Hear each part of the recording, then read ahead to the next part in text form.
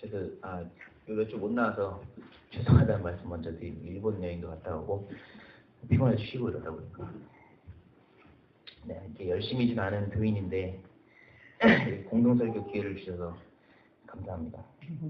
내가 만난 하나님 오늘 주제인 걸로 들었는데요.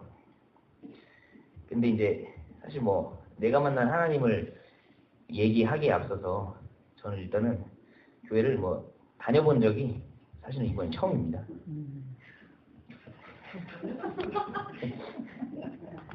이게 뭐 무슨 뜻이냐면 이거 가지고 이제 오늘 얘기를 해보려고 하는데요.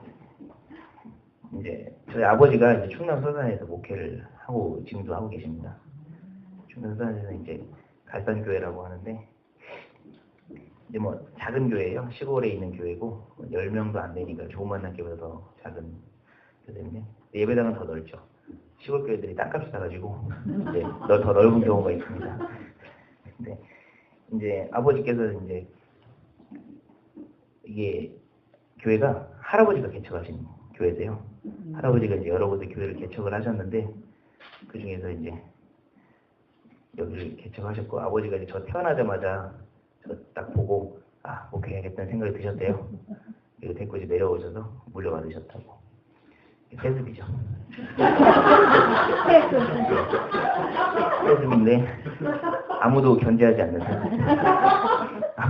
아무도 몰랐던. 근데 아버지가 목사님이시다 보니까 저는 이 교회를 다니는 게 너무 당연한 일이었습니다. 저한테는. 그러니까 아시는 분께도 계시겠지만 이게 뭐 교회를 다닌다 이런 생각 자체가 아예 없는 거 있잖아요. 완전히 그냥 저는 뭐 당연히 일요일에는 당연히 저기 나가서 앉아서 이렇게 찬양 부르고 있는 거고 애들 놀러 와서 간식 먹고 노는 거고 그리고 목사님이 이제 아들이다 보니까 눈치 보이는 게 되게 많잖아요. 그 아버지가 목사님이시니까 아무래도 좀 잘 보여야 되는 뭐 아버지 목사님인데 너는 아들이 왜 그러냐 이런 것 들으면 막 되게 스트레스고 그런 것도 많이 있었습니다. 그래서 이제 교회를 다녔다고 하기 좀 어려운 거죠. 그 기간 동안. 그렇게 이제 20년을 서산에서 살다가 이제 대학에 올라왔습니다. 강릉신학대학교를 입학을 하면서 서울에 올라와서 살게 됐는데 그러면서 다니는 교회가 종교교회입니다. 저기 종교교회를 다니게 됐는데 종교교회를 왜 다니게 됐느냐 어머니가 또 거기 출신이세요. 아시는 분은 아시겠지만 종교교회가 대대로 다니는 교회 그러니까 되게 오래됐잖아요. 거의 뭐 100년이 넘는 교회다 보니까 대대로 막 다녀요. 거기 뭐 어머니 있고 할아버지 있고 막 제 친구도 막 할아버지 장로님 눈치가 보여가지고 막 안 나가지 못하고 막 그렇게 그런 경우가 있었는데 저한테 되게 신기한 일이었죠. 근데 어머니를 아시는 사람이 거기 굉장히 많은 거예요. 거기 보니까 갔더니 청장년들이 저희 어머니한테 가르침을 받았던 그때 학생들이었던 제자들인 거예요. 그래서 김동민 선생님? 잘 이렇게 하면서 이미 저는 이제 그냥 교인으로 간 게 아니라 어머니를 아는 사람들한테 막 장학금도 사실은 받고 뭐 그러면서 눈치를 본다 조심스럽게 이렇게 다니게 됐죠. 그래서 자연스럽게 교사도 하게 됐고요. 교사를 할 생각이 없었고 사실 교사가 뭔지도 잘 몰랐는데 교사를 자연스럽게 하게 됐고 초등학생들을 맡아서 교사로 그냥 지냈고 주로 이제 신학교를 다니니까 신학생들이랑 다니잖아요. 그리고 종교교회 신학생들이 되게 많아요. 저희 학교 사람들이 목사님들 전도사님들 다 선배예요. 그렇다 보니까 이제 그분들이랑 어울리고 교인들이랑 어울리지 못하고 제가 또 낯을 엄청 가리거든요. 그러니까 저 낯가립니다. 낯을 가리는데 그래서 청년들이랑 잘 친해지지 못하고 그냥 신학생들이랑만 친하고 그러니까 저는 종교교회를 다니긴 다녔는데 교사이긴 했지만 이미 어떤 신학생으로서의 마음가짐이었던 거죠. 사역으로서의 정체성을 가지고 있었달까요? 그 다음에 이제 종교교회를 다니다 군대를 갔는데 군대에서도 군종병을 했습니다. 군종병이 뭐냐면 쉽게 말해서 전도사예요. 전도사인데 다만 이제 평소에는 목사님 교회에 안 계시니까 제가 관리를 평소에 다 하는 거죠. 청소해놓고 뭐 토요일날 미리 다른 군종들을 이렇게 해가지고 데리고 가가지고 청소하고 간식 사놓고 여름에는 뭐 선풍기 붙여놓고 시원한 물 사놓고 얼음 얼려놓고 겨울에는 뭐 난로 히터 기름 받아갖고 기름 넣어놓고 뭐 그런 식인데 그런 식으로 관리를 거의 하는 사람이다 보니까 되게 책임감 있게 일을 했습니다. 그때는. 그래도 그때만 해도 저한테 목회의 꿈이 이제 되게 강하게 있어가지고 즐거웠어요. 작은 개척교회를 내가 이렇게 딱 운영이랄까? 제가 개척교회를 뭐랄까 관리하고 이렇게 하는 느낌이 되게 재밌고 쏠쏠하고 그래서 재밌고 그랬었는데 찬양 인도하는 것도 되게 재밌고 목회의 꿈이 있다 보니까 그때도 이제 거의 전도사로서의 마인드로 군대에서도 그런 생활을 보냈고 근데 제대하고 나서는 이제 중앙교회를 가게 됐습니다. 저기 인사동에 있는 중앙교회 아시잖아요. 거기도 되게 오래 다녔어요. 굉장히 남은 아펜젤러가 지금 교회인데 근데 오래 다니는 교회만 네, 다 아시겠구나. 주제로 이렇게 까먹었네요. 깜빡했는데 근데 전도사를 사역하니까 뭐 거기 때는 더 연락이 없죠. 진짜 사역자로서 간사를 거치지 않고 전도사를 바로 하다 보니까 적응이 어려움도 많았고 바로 전도사로서 이제 뭐랄까 교회를 다닌다는 생각이 아니었죠. 출근을 하는 거예요. 출근을 해가지고 뭐 교회를 다니고 그렇게 그러다 보니까 이제 중앙교회를 그만두고 나서부터는 이제 교회를 안 다녔어요. 안 다닌 지 벌써 3년이 넘었습니다. 계속 이제 아버지 목사님 아들도 태어나서 계속 교회에 있다가 3년 동안 안 다니는 이 시간 동안에 저는 굉장히 놀랍고 어떻게 보면 많은 걸 겪은 시간이었는데 이 쉬는 동안 마음 편히 쉬기도 하고 질릴 때까지 놀기도 하고 뭐 죽기 전까지 마시기도 하고 뭐 알바도 하고 뭐 노가다도 뛰고 영업사원 일도 하고 회사도 다니고 하면서 이제 사회 경험도 많이 했던 시간이 됐습니다. 그러다가 이제 회사를 그만뒀어요. 지난 1월에 얼마 안 됐죠. 지난 1월에 회사를 그만두면서 그만두기 전에 그만두고 나면 이제 뭘 할까 이런 생각을 했을 거 아니에요. 그런 생각을 하면서 오랜만에 교회나 좀 다녀볼까 생각이 들었어요. 기억이 잘 안 나는데 한번 가볼까 이런 생각이 들더라고요.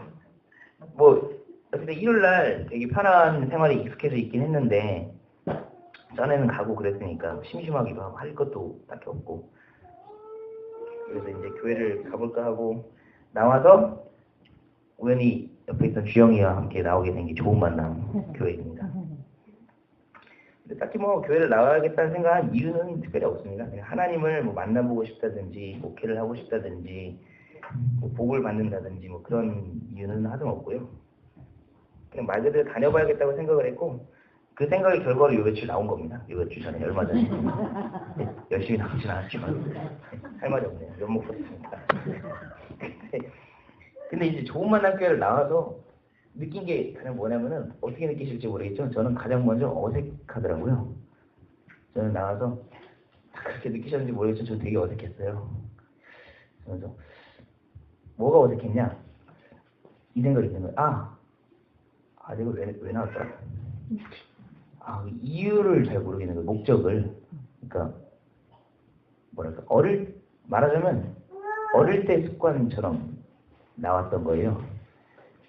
나오긴 했는데 나 이제 뭘 어떻게 해야 되지? 예배가 끝났는데 이제 뭐 해야 되지? 보통 때 같으면 예배 끝나기 전에 미리 움직여서 애들을 챙긴다든지 간식을 세팅을 한다든지 뭘 해야 되는데 할 일이 전혀 없는 거예요.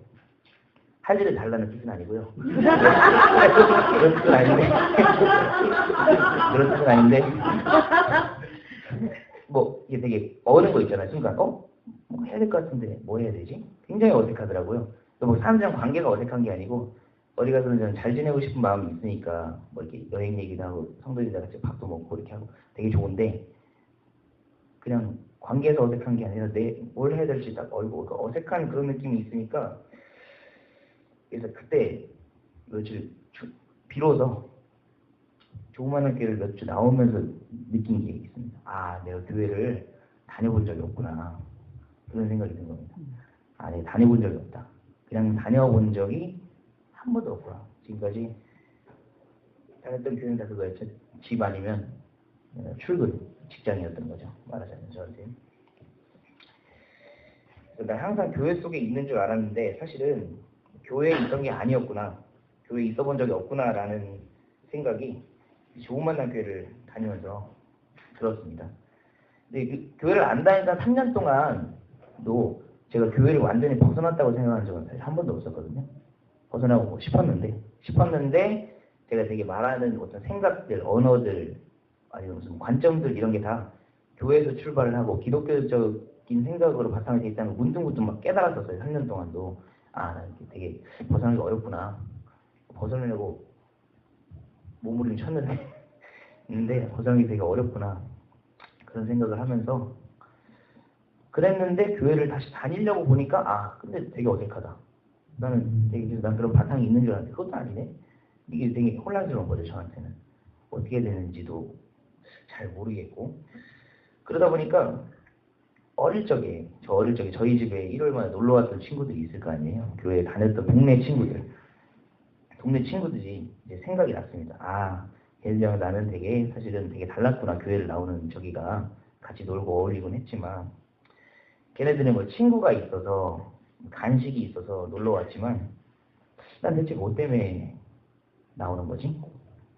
이 질문을 이 설교를 준비하면서 그리고 요 주간 하게 되었습니다. 그제서야 그 십몇 년 전에 그 친구들이 굉장히 부러워지더라고요. 그 순수한 의도로 나올 수 있다는 것이. 그래서 이제 여러분들에게 저도 뭐 한 가지 질문을 하고 싶습니다. 이거 진심으로 사실 궁금한 거거든요. 사실 이제 주변의 사람들에게도 굉장히 궁금한 것 중 하나인데 이런 질문을 하고 있습니다. 여러분은 교회에 왜 다니십니까?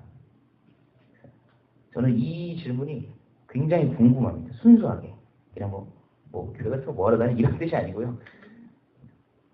왜 다니지? 정말 궁금한 겁니다. 어떤 동기로, 어떤 생각으로 다닐까? 저는 모르니까.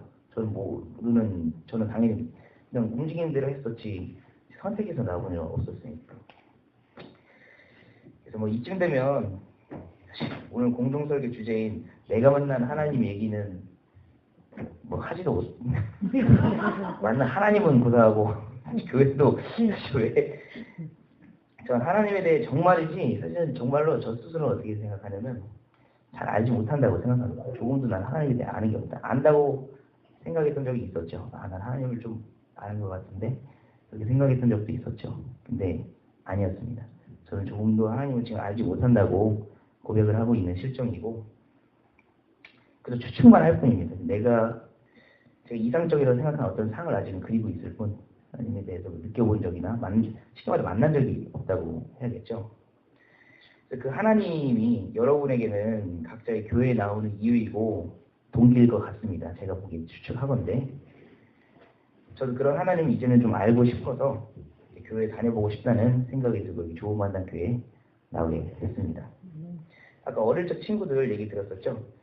전 그들의 순수한 동기가 되게 부럽습니다. 여러분들에게도 있을 때 순수한 동기가 전 굉장히 부럽고요. 어떤 건지 되게 잘 모르겠고 그리고 그대로 이제 한번 해보고 싶습니다. 그러면 좀 찾을 수 있을까 싶어서요. 저는 아직 해본 적이 없으니까 한번 해보려고 합니다. 그리고 제가 만난 하나님이 어떤 분이실지 참 많은 기대가 되고요. 앞으로 여러분들의 관계에 있어서도 느끼길 바랍니다. 좋은 만남 교회에서 하나님과의 좋은 만남을 기대하겠습니다. 감사합니다. 네, 잘 들으셨죠? 네, 그 후배들 몇 명 있는데 10년 뒤에 얘는 뭐 할까 되게 궁금한 애들이 있어요. 저기 2명이 지금 앉아 있고요. 2명이 저기 지금 앉아 있고, 네, 저희 거의 다 네, 우리 교회 나온 것 같아요. 송윤이요, 네, 박준수 막 이런 사람들, 임원 이런 사람들이 다 네, 지금 10년 뒤에 뭐 할까 되게 궁금했었는데 다 이 자리에 있고 같이 나누는 거 보면 좀 신기할 따름이에요. 제가 생각하기엔 신기할 따름이고 그리고 웬만해서는 하나님을 못 느꼈으니까 웬만해서 강단에 올라갈 때 모자는 안 쓰잖아요. 네, 저런 네, 모자를 웬만해서는 네, 그런 용기도 대단하고 간단히 와서 교회를 네, 참 그래도 걱정을 많이 했었는데 생각보다 너무 그래도 자신의 얘기를 해줘서 고맙습니다. 전 간단하게 오늘 종료주에 대한 얘기를 좀 하려고 합니다. 오늘 말씀은 뭐 다들 유명한 말씀이죠. 예수님이 이제 예루살렘에 입성하는 장면입니다. 만약 공생애가 3년이라면 세 번째, 그 마지막 입성이죠. 저번 주에도 그렇게 얘기했지만 예루살렘 안에는 전국에서 모여든 인파들로 가득 차 있다는 것도 다들 아십니다. 소문만은 일단 예수님을 만나기 위해서 여자의 입구에 몰려들었을 겁니다. 소문이 무성하잖아요. 예, 죽은 자도 살리고 병든 자도 고치고 정말 어떻게 생겼을까? 예, 이 사람 정말 슈퍼맨인가? 아니면 천사인가? 이런 것들이 궁금했을 겁니다. 그래서 먼저 인파들이 종려나무 가지를 흔듭니다. 예, 종려나무의 의미는 여러 가지 뜻이 있는데요. 네 가지 정도로 요약할 수, 5가지 정도로 요약할 수 있습니다. 의인이라는 뜻도 갖고 있고, 풍요, 또 정직, 예, 청정, 그리고 승리라는 뜻도 갖고 있습니다. 수요성서대학에서도 같이 공부했지만 야자수 같이 생겼지만 야자수 같지 않은. 생각해 보시면 그 옛날 영화나 드라마나 아니면 코미디언 그 글을 보면 그 왕들 옆에서 이렇게 계속 부채질하는 그 플립들 있잖아요. 그런 식으로 생각하시면 되고, 여기 지금 종려나무 열매는 대추야자 비슷해서 약으로 쓰이고 식량으로 쓰입니다. 예수를 향해서 종려나무 가지를 흔들었다는 것은 수많은 인파들이 예수에 대한 각자의 기대를 상징하기도 합니다. 바로 이 로마의 압제나 자신의 처한 상황에서 벗어나게 해줄 사람이라는 것을 확신하면서 종려나무 가지를 흔듭니다. 그런데 이번 주간을 지나면서 이 모든 것들이 환상 혹은 신기루라는 사실을 알게 되죠. 세상의 눈으로 봤을 때 예수님은 보기 좋게 실패하십니다. 실패의 차원을 넘어서 능욕을 당하시고 죽는 순간까지 유대인의 왕이라며 조롱승에 죽어가고 계십니다. 호산나라는 구호도 마찬가지입니다. 호산나는 우리가 당신께 구하오니 우리를 구원하소서라는 뜻을 갖고 있는데요. 이거는 이제 기쁠 때, 승리할 때, 구원의 희망을 나타낼 때 쓰는 말입니다. 이런 기대에도 무색하게 예수님은 엘로이 엘로이 라마 사박다니 여기 주시면서 죽음을 맞이하십니다. 제자들에게 이 죽음은 충격 그 자체였을 것입니다. 엄청난 실망감과 함께 이 죽음을 어떻게 해석해야 되는지 골머리를 썩었을 것입니다.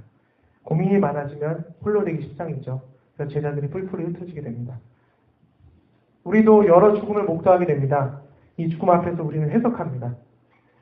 사회적으로, 문학적으로, 정치적으로 해석합니다. 그런데 신앙적으로 이 죽음에 대해서 생각해 본 적은 그리 많지 않은 것 같습니다. 저는 특히 그런 것 같고요. 죽음은 누구에게나 어려운 문제이고 괴로운 문제입니다. 신앙적으로 해석하는 것이 죽으셨으니까, 돌아가셨으니까 하늘나라에 갔다. 이런 되게 간단한 차원의 문제가 아니라는 생각도 하게 됩니다. 예고 없는 죽음은 더욱 그렇습니다. 요즘 세상은 죽음의 문화에 익숙합니다. 어떻게 보면 만연합니다. 그렇다고 이 죽음을 해석되지, 이 죽음들이 올바로 해석되거나 신앙적으로 해석되지 않습니다. 특히 고난을 받으며 죽은 이들이 안타까운데요. 이 안타까운 죽음들이 해석된다는 것. 그게 좀 부족하거나 아니면 얼토당토 않거나 라는 생각을 하게 됩니다. 얼마 전에 김홍도 목사님이 11주 안 되면 암 걸린다고 하셨잖아요. 이런 차원의 문제가 아닌 것 같아요. 네.